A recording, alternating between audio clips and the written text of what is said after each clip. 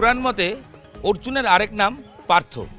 আসলে যিনি অর্জুন তিনিই পার্থ। তবে ব্যারাকপুর লোকসভা কেন্দ্রে দুজন আলাদা ব্যক্তি। একদিকে বিজেপির প্রার্থী অর্জুন সিং আর অন্যদিকে তৃণমূলের প্রার্থী পার্থ ভৌমিক। দিন কয়েক আগেও দুজন একসঙ্গেই ছিলেন, তার কারণ বিজেপির টিকিটে গত বছর এমপি হওয়ার পর অর্জুন সিং দল বদলে তৃণমূল হয়ে গেছিলেন। তবে তার একরাশ আক্ষেপ ছিল তিনি এবার টিকিট পাননি, তাই আবার রাতারাতি দল চেঞ্জ করে চলে এসছেন সেই বিজেপিতে, যেখান থেকে তিনি জিতেছিলেন। তাই পার্থ বনাম অর্জুনের লড়াই এবার ব্যারাকপুর সরগরম। নেতা নয় জনতায় আমরা আমজনতার সঙ্গে কথা বলবো, জানতে চাইব তারা কি বলছেন, কার পাল্লা ভারী, অর্জুন নাকি পার্থ। ব্যারাকপুর লোকসভা কেন্দ্রের নৈহাটি বিধানসভার মধ্যে আমরা রয়েছি। এখানকার আমজনতা কি ভাবছেন জানতে চাইব। এই যে লড়াই, একদিকে অর্জুন একদিকে পার্থ, যত নৈহাটি ব্যারাকপুর এই অঞ্চলে যত পোস্টার দেখছি এই দুটো নাম ছবি উঠে আসছে। কি মনে হচ্ছে লড়াইটা কতটা হাড্ডাহাড্ডি? লড়াই বলতে দেখুন, আমাদের নৈহাটি সবসময় একটু শান্তি চেয়েছে। নৈহাটির মানুষ বঙ্কিমচন্দ্রের আশ্রয় তো থাকে, তো এইখানকার মানুষ একটু সংস্কৃতি নিয়ে বাঁচতে চায়, মনে করে একটু শান্তিপ্রিয়ভাবে সারা বছরটা কাটাবে, একটু উৎসবের মাহলে। এইবার আপনারা আগেও দেখেছেন যে 2019 সালে আমরা যখন একজন নতুন সাংসদ পাই, তারপরে যেভাবে অত্যাচার, গুলি বোমা চলেছে, তো সেই পরিবেশ থেকে মানুষ শান্তি চাইছে। অর্জুন সিং এই যে তিনি আগে তৃণমূল ছিলেন, দিন কয়েক আগেও তৃণমূল ছিলেন, তিনি আবার বিজেপি, কিভাবে দেখেন?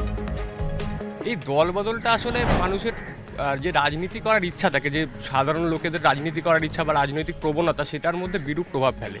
বারবার করে দল বদল করলে কি হয় বলুন তো, যারা সাধারণ লোক, যারা ভোটার, মানে যারা শুধুমাত্র রাজনীতির জন্য ভোট দেয় না, তারাও কিছুটা বিব্রত হয়ে যায় যে তারা কোথায় যাবেন। একজনকে জিতিয়ে সাংসদে পাঠাচ্ছেন, তিনি কাজের বদলে নিজের রাজনীতিটা বুঝে নিচ্ছেন, স্বার্থান্বেষী লোক।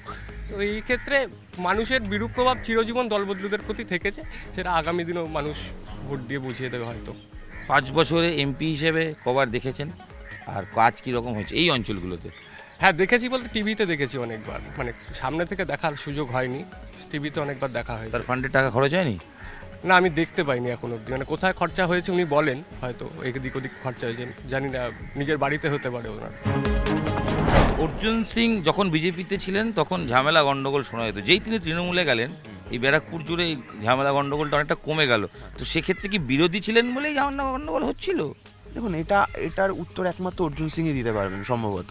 দ্বিতীয় কথা, আমার মনে হয় যে অর্জুন সিংয়ের এই যে প্রবণতা ঝামেলা বা গণ্ডগোল করার, এটা হয়তো অনেক পুরনো হতে পারে, আমি বলতে পারবো না, এটা উনি উত্তর দিতে পারবেন। কিন্তু এটা ঠিক যে তৃণমূল কংগ্রেসের যে নেতৃত্ব এখানে দিয়েছেন, যারা নেতৃত্ব দিয়েছেন, বিশেষত আমি বলবো পার্থ ভৌমিক, আমাদের এখানকার একটা সময় দীর্ঘ সময় ব্যারাকপুর দমদমের জেলা সভাপতি ছিলেন, আমরা দেখেছি। তো তার যে রাজনৈতিক স্টাইল, পলিটিক্যাল স্টাইল, সেই স্টাইলের সঙ্গে বোধহয় উনি খাপ খাইয়ে নিতে পারেন। তাহলে অর্জুন সিংকে আপনি জানি না আপনি বলবেন কি না, তাহলে অর্জুন সিংয়ের মতো লোক যদি আপনি বলে থাকেন যে উৎস বা গণ্ডগোলের উৎস যদি তিনি হয়ে থাকেন আপনাদের দাবি অনুযায়ী, তো সেক্ষেত্রে তাকে কেন তৃণমূল আবার নিল? দেখুন, নেওয়াটা তাহলে ভুল ছিল না, তৃণমূল নিল নাকি তিনি নিজেই নাক্ষর দিয়ে আসতে চাইলেন, এই দুটোর মধ্যে পার্থক্য আছে। তিনিও হয়তো আসতে চাইলেন, তিনিও হয়তো এসেছেন, সেটাও হতে পারে। রাজনীতিতে এই যে আজ সে তৃণমূল, কাল সে বিজেপি, পরশু কোথায় যাবে কেউ জানেন না। এই যে দল বদল মানুষ কীভাবে নেন আপনারা, কি মনে হয়? এই যে অর্জুন সিং কয়েকদিন আগে তৃণমূল, আজ বিজেপি, ভবিষ্যৎ কী হবে কেউ জানে না। দেখুন, দল বদলু তো একটা তো নেগেটিভ ইম্প্যাক্ট মানুষের মধ্যে পড়ে, এটা তো খুব সত্যি কথা, এবং এটাও বলা অপেক্ষা রাখে না যে দুদলই দল বদলুদের প্রচুর টিকিট দিয়েছে। কিন্তু আপনি যদি একদম অর্জুন সিংয়ের নিরিখে বলেন, আমি বলতে পারি তিনি এসেছেন, তাকে নেওয়া হয়নি।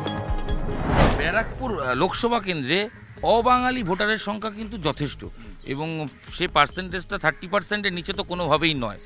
এই ভোট কতটা ফ্যাক্টর মনে হয়, বিশেষ করে বিজেপির পক্ষে যাওয়ার সম্ভাবনা কতটা এই ভোটটা? আমার মনে হয় এবার একেবারেই না। দেখুন, একদম আমি পারসেপশন মানে যেটা তৈরি করছেন মানে মিডিয়া বা সবাই, এবং অর্জুন সিং নিজেও, যে অবাঙালি ভোট সব, দেখুন যে মানে 2019-এর 23শে মের পরে, মানে 24 মে পর থেকে আপ টু 6 মাস আপনি কাকিনাড়া নয়াবাজারে যান, সেখানে সব অবাঙালি হিন্দু এবং অবাঙালি মুসলমান, এবং 6 মাস 7 মাস তাদের দোকান বন্ধ রাখতে হয়েছিল অর্জুন সিং লোকসভা। কারণ মানুষ তো নিজের কথা ভাববে, নিজের কথা ভেবে নিশ্চয়ই তারা সে ভুল আর করবেন না। আমার দৃঢ় বিশ্বাস এবার অবাঙালিরা আর অর্জুন সিংয়ের সাথে নেই।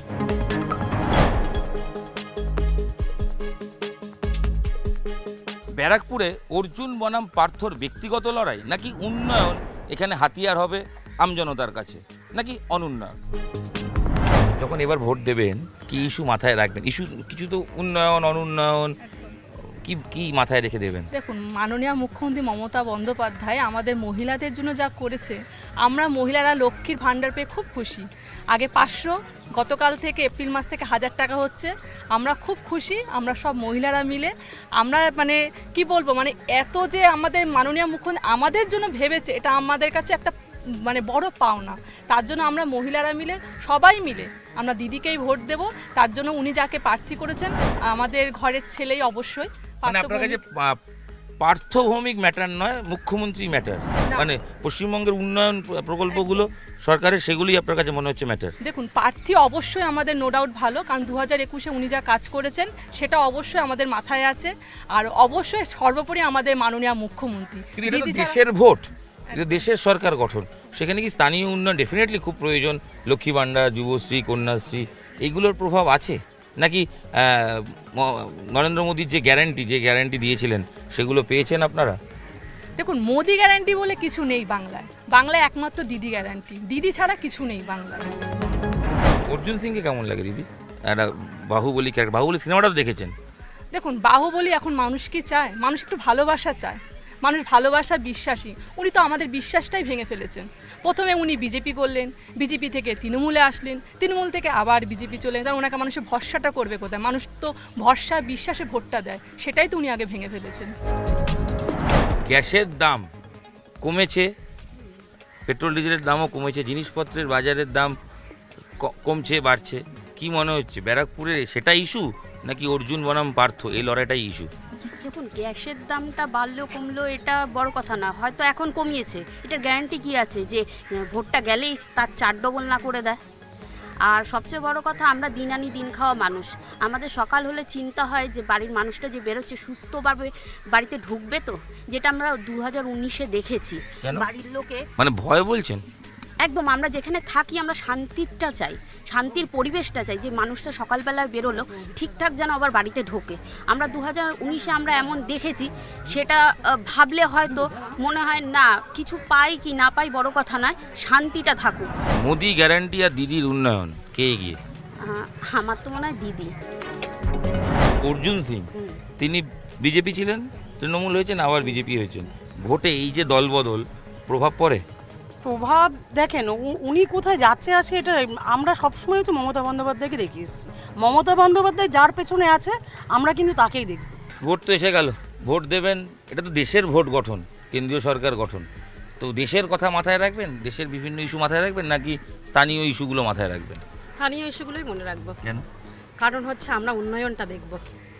উন্নয়নটা দেখতে গেলে হচ্ছে আমাদের এখানে পার্থ ভৌমিক যা উন্নয়ন করেছে বিধায়ক অবস্থায়, আমরা তাকেই দিতে চাই। মানে বিধায়ক উন্নয়ন করেছে, এমপি হলে আরো বেশি উন্নয়ন হবে বলে মনে হয়?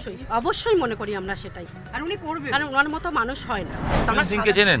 হ্যাঁ, অবশ্যই চিনি।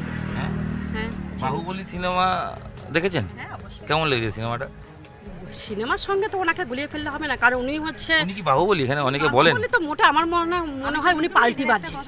আমার মনে হয় উনি পাল্টিবাজি, কারণ উনি একটা পদ পাওয়ার জন্য, টিকিট পাওয়ার জন্য যদি দল চেঞ্জ করে, সেই মানুষকে মনে টিকিটই হয় না। সব? হ্যাঁ, টিকিটটাই ওনার কাছে সব, ওটা ওনার কাছেই সব। কারণ উনি পার্থ ভৌমিককে দেখুন এক জায়গায় রাজনীতি করে যাচ্ছে, উনি কিন্তু দল চেঞ্জ করেনি।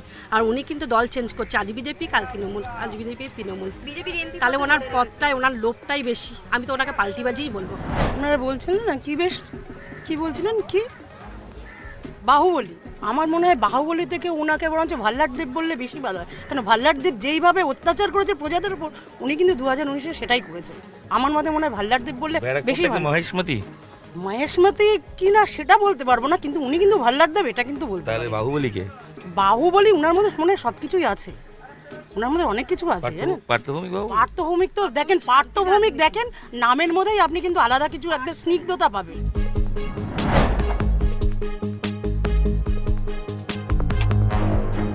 দাদা, সারাদিন ব্যারাকপুর ঘুরলাম, প্রচুর মানুষের সঙ্গে কথা বললাম, যা বোঝা যাচ্ছে লোকসভা ভোটে তো এবার হাড্ডাহাড্ডি লড়াই।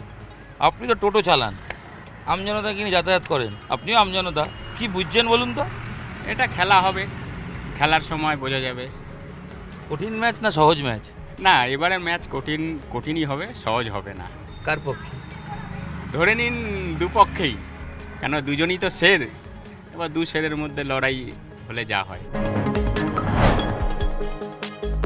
ভোট বাক্সের রেজাল্ট কি হবে সময় বলবে, তবে খেলা হবে এটা কিন্তু আমজনতা বলছেন। তাই ব্যারাকপুরে খেলা দেখার অপেক্ষায় আমরাও রইলাম। তবে আমজনতা কি বলছেন নেতারা বুঝে গেছেন। তাই আরও একবার ব্যারাকপুর থেকে বিদায় নেওয়ার আগে এইটুকু বলবো, নেতারা বারবার প্রোগ্রামটা শুনুন, বুঝতে পারবেন জনগণ কি চাইছে, কোন দিকে তারা ঝুঁকে রয়েছে।